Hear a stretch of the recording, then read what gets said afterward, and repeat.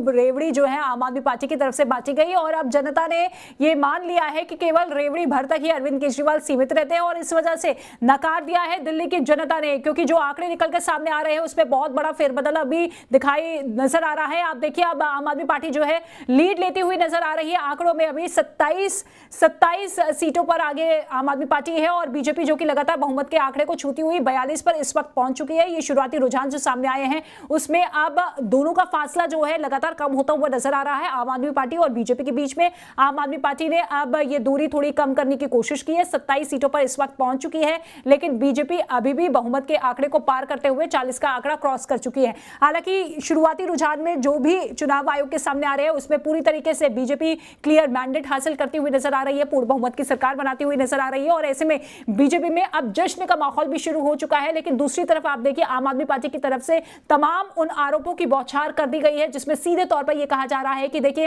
एजेंसियों का दुरुपयोग किया जाता है, ईडी सीबीआई लगा दी गई थी, इसी वजह से हमारे नेता हमारे कार्यकर्ता जो है एंड वक्त पर पार्टी को छोड़कर बीजेपी का दामन थामते हुए नजर आए, क्योंकि उन्हें किसी भी तरीके से इस चुनाव को जीतना था। बूथ कैप्चरिंग का आरोप लगातार वो लगाते हुए नजर आए। ग्रेटर कैलाश से आम आदमी पार्टी के उम्मीदवार नेता सौरभ भारद्वाज ये कह रहे हैं कि देखिए जो वीवीपैट की पर्ची आती है उसे हम देखेंगे, हम फिर से क्रॉस चेक करवाएंगे वोटों की गिनती, क्योंकि बीजेपी ने गड़बड़ी की है, धांधली की है, जो कि अक्सर राजनीतिक पार्टियां जो है जब इस तरीके के रुझान सामने आते हैं जो उनके पक्ष में नहीं होते तब वो इस तरीके के आरोप लगाते हैं, लेकिन जब पक्ष में आ जाते हैं तो वो उन्हें बहुत दिल खोल कर स्वागत उनका करते हैं। लेकिन फिलहाल यही होता हुआ नजर आ रहा है। इंतजार अभी भी करना होगा क्योंकि अभी सटीक आंकड़े सामने नहीं आए हैं। ये शुरुआती रुझान है चुनाव आयोग के जिसमें बीजेपी लीड ले रही है, सरकार बीजेपी की बन रही है, क्लियर मैंडेट जो है दिल्ली की जनता ने रुझानों में दे दिया है। लेकिन फिलहाल आम आदमी पार्टी अभी भी आश्वस्त है कि फेरबदल होगा, आंकड़ों में तब्दीली होगी और जनता उन पर विश्वास जताएगी। जीत को लेकर अभी भी आश्वस्त है। लेकिन सबसे बड़ी बात यह है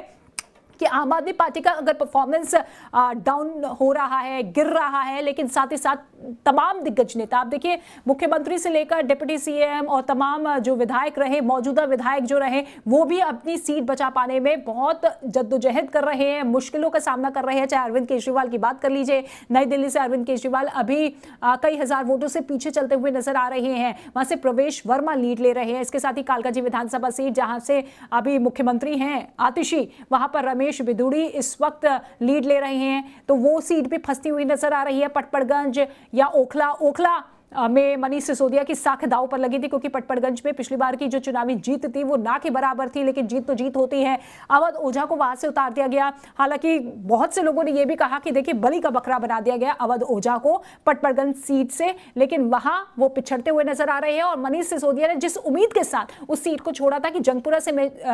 जीत लूंगा, क्योंकि सेफ सीट आम आदमी पार्टी की थी, लगातार आम आदमी पार्टी के विधायक थे, तो वहां मैं वो सीट जीत लूंगा, अभी रुझानों में वो पिछड़ते हुए नजर आ रहे हैं। सौरभ भारद्वाज भी आप देखिए जो कि लगातार अभी आरोप लगाते हुए नजर आ रहे थे, वो भी पिछड़ते हुए नजर आ रहे हैं। तो जितने भी दिग्गज नेता आम आदमी पार्टी के थे वो फिलहाल अपनी सीट को बचा पाने में बहुत मुश्किल का सामना कर रहे हैं। अरविंद केजरीवाल अब आगे हो चुके हैं, ये बड़ी खबर और अपडेट आपको बता दें कि अरविंद केजरीवाल जो है अब लीड ले रहे हैं अपनी ही सीट से, नई दिल्ली विधानसभा सीट से वो लीड ले रहे हैं। ओखला में आप देखिए, ओखला में मनीष चौधरी इस वक्त आगे बढ़ते हुए नजर आ रहे हैं। ओखला विधानसभा का जो चुनाव था, जो मुकाबला था, वो दिलचस्प इस लिहाज से भी हो रहा था क्योंकि अमानतुल्लाह खान वहां से चुनावी मैदान में थे। और देखिए अमानतुल्लाह खान जब चुनावी मैदान में उतरते हैं तो आरोपों की बौछार उन पर लगती है, और दिल्ली दंगों के बाद जिस तरीके से वो जेल गए, फिर वक्त घोटाला का आरोप उन पर लगाया, फिर से जेल गए, 2-3 बार जेल के चक्कर काट चुके हैं। लेकिन चुनाव प्रचार में जब उनसे बात की गई तो उनका यही कहना था कि देखिए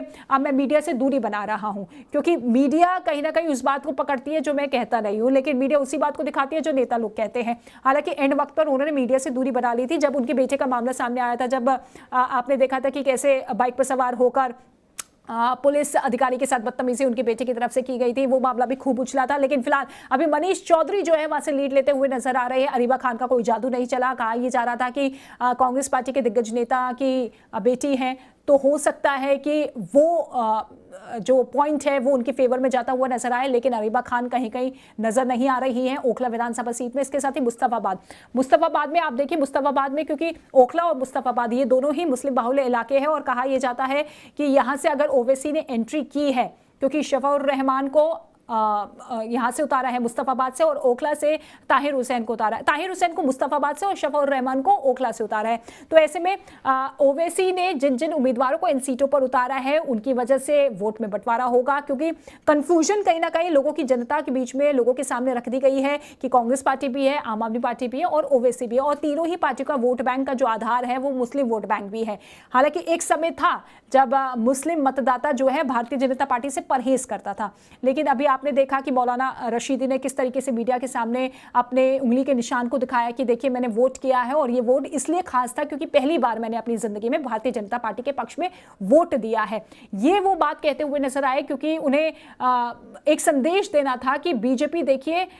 हर एक तबके के साथ अगर वो काम करती है तो हम भी बीजेपी पर विश्वास जताएंगे, और हमने इस बार अगर बीजेपी को वोट दिया है तो इसी उम्मीद के साथ किया है कि बीजेपी हमारे पक्ष में काम करेगी, विकास का काम करेगी। हम धर्म की राजनीति पर विश्वास नहीं करते, हम सांप्रदायिक दंगों पर विश्वास नहीं करते। हम जानते हैं कि कौन सा नेता क्या बात कह रहा है। अगर फ्री बीज की बात होती है तो फ्री बीज एक समय पर ठीक है, लेकिन वो जो लत और आदत लगा दी जाती है वो विकास में रुकावट पैदा करता है। तो ये सारी बातें जो है मौलाना रशीदी ने प्रेस कॉन्फ्रेंस करके की थी, बताया था मीडिया को कि इस बार मुस्लिम मतदाता जो है फेरबदल कर सकता है, इन 2 सीटों में बड़ा फेरबदल हो सकता है, और बीजेपी के पक्ष में इस बार वोट जरूर मुस्लिम मतदाताओं का गया है, जो कि हमेशा से ही बीजेपी से परहेज मानता हुआ नजर आया। तो ये जो स्ट्रैटेजी पूरी रही है वो बीजेपी के पक्ष में जाती हुई नजर आ रही थी। पहला वोट का बंटवारा हुआ और फिर मुस्लिम मतदाताओं ने भी इस बार बदलाव को चूज किया है कि एक मौका तो देकर देखते हैं कि इस बार क्या होता है। तो ओखला और मुस्तफाबाद तो ये तो सबसे महत्वपूर्ण है ही। इसके साथ ही आप देखिए दलित बाहुल्य सीट, चाहे अंबेडकर नगर की बात हो जाए या गोंडा की बात कर ली जाए, या फिर इसके बाद कस्तूरबा और वाल्मीकि बस्ती। वाल्मीकि बस्ती का जिक्र इसलिए क्योंकि वाल्मीकि बस्ती में अरविंद केजरीवाल जब पहुंचे थे तो वहीं से उन्होंने अपनी कैंपेन की शुरुआत की थी, और